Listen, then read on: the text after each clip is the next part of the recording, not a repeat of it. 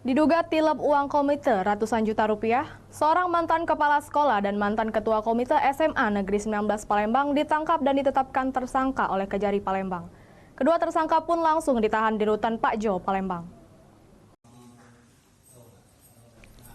Mantan kepala sekolah menengah atas Negeri 19 Palembang berinisial SL resmi ditetapkan Kejaksaan Negeri Palembang sebagai tersangka atas dugaan korupsi dana komite dan pembangunan pasar SMA Negeri 19 tahun 2021 sampai 2022.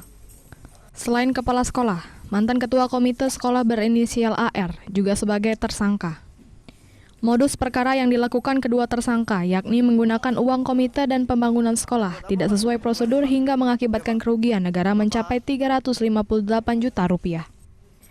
Guna kepentingan penyidikan dan pemberkasan perkara kedua tersangka langsung dilakukan penahanan di Rutan Tipikor Pak Jo, Palembang selama 20 hari ke depan.